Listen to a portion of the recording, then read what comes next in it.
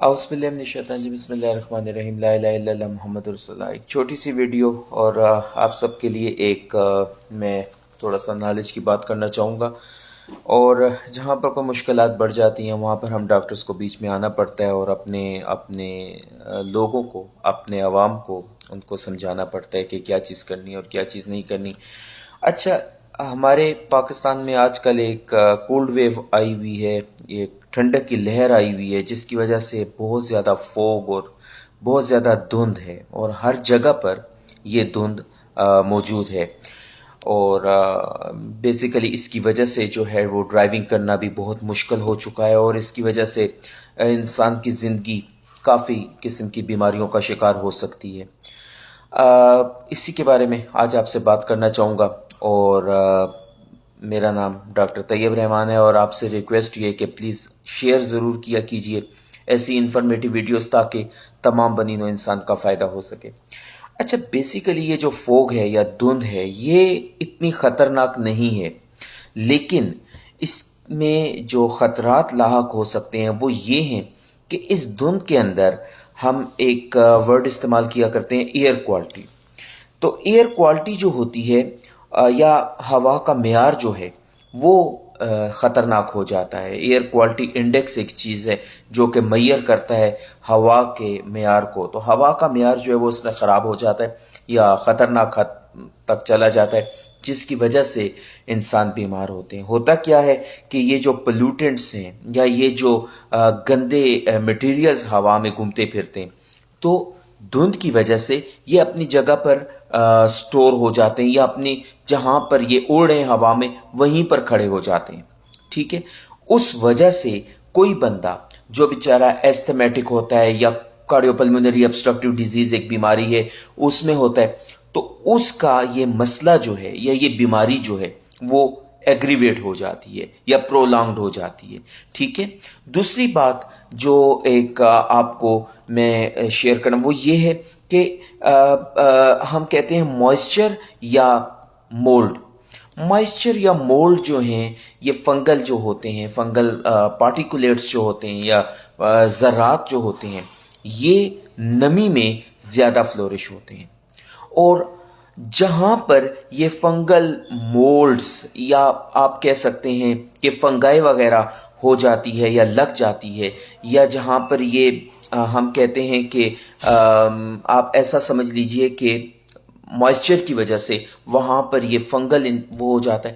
تو وہ چیز ہمارے لنگز کو بھی افیکٹ کرتی ہے، اور اس میں پھر وہی بات آ جاتی ہے کہ جن لوگوں کے چیسٹ کے پرابلمز وغیرہ ہوتے ہیں وہ بیچارے ایٹ دا رسک ہوتے ہیں کہ وہ خدا نخواستہ ان کا یہ پرابلم ایگزیجریٹ ہو جائے یا زیادہ ہو جائے، ٹھیک ہے۔ اچھا، تیسری بات کہ اس کے اندر ٹیمپریچر فلیکچویشنز ہوتی ہیں۔ یاد رکھیے کہ دھند کے اندر ٹیمپریچر جو ہے وہ ٹیمپریچر ہوتا ہے جو برف کا ٹیمپریچر ہوتا ہے،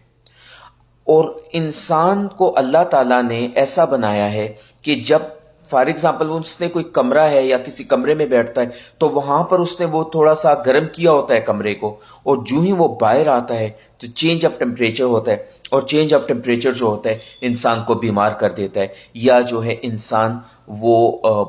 پوٹینشلی وہ جو ہے وہ بیماری کی طرف چلا جاتا ہے، اس کو نمونیا ہو سکتا ہے، اس کو چیسٹ انفیکشنز ہو سکتے ہیں۔ تو یہ جو ہوتا ہے یہ جو دھند ہے اس کی وجہ سے فلیکچویشن ان دی ٹیمپریچرز ہوتے ہیں، ٹیمپریچر اوپر نیچے آتا جاتا ہے، ٹھیک ہے۔ اچھا، چوتھی بات جو بہت ضروری ہے کہ اس کے اندر ریڈیوس سن لائٹ ایکسپوجر ہوتا ہے۔ سورج تو نکلتا ہے لیکن دھند کی وجہ سے اس کی شعاعیں زمین پر نہیں آ سکتی، ٹھیک ہے، اور وہ جو ہوتا ہے لیک آف سن لائٹ جو ہوتا ہے وہ انسان کے موڈز کو بھی ڈسٹرب کرتا ہے۔ بعض لوگ ہوتے ہیں جن کو اندھیری جگہوں سے یا یہ ان کو ڈپریشن کے ایپیسوڈز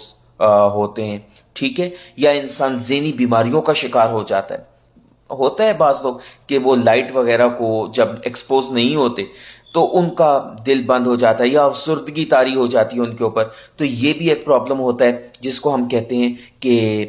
انسان کے اوپر سیڈنس کا آ جانا، یا انسان کا جو ہے وہ ذہنی طور پر ڈپریشن کی طرف چلے جانا، یہ بھی ریڈیوس سن لائٹ کی وجہ سے ہوتا ہے،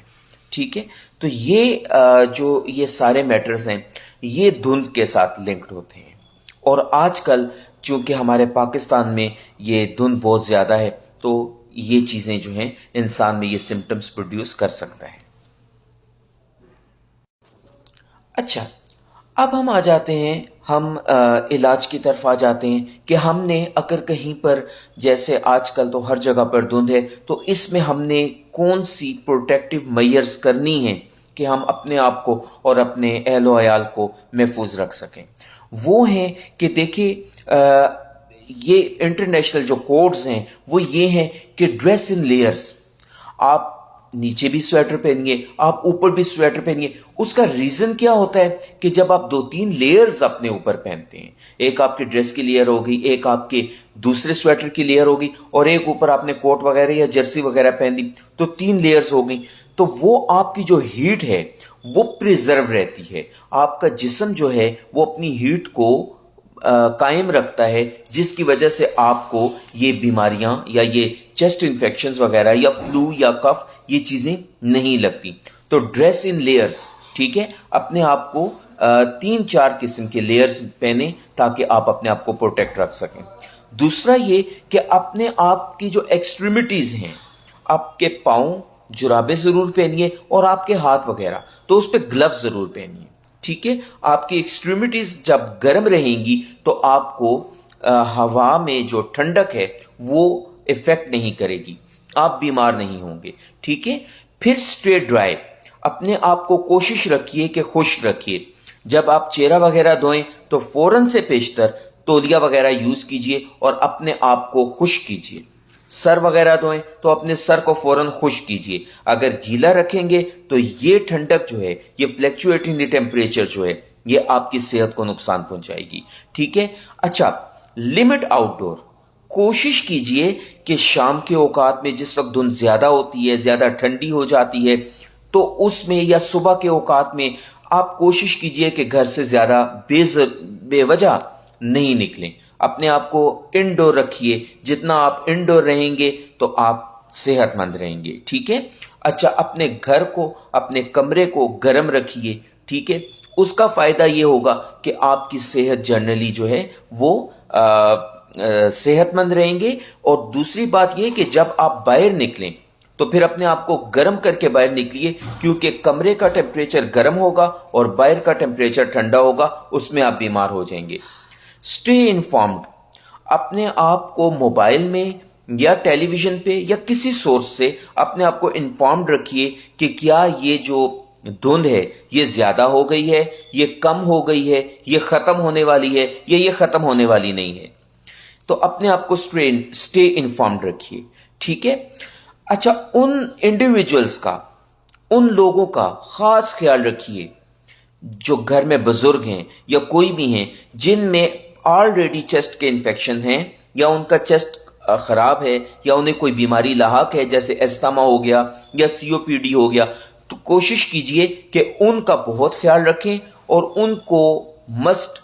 گرم رکھیے، ٹھیک ہے، ان کو خوب گرم رکھیے۔ کیوں؟ کیونکہ بزرگوں کا احترام ہمیں اسلام میں بتایا گیا ہے اور وہ ہم نے کرنا ہے۔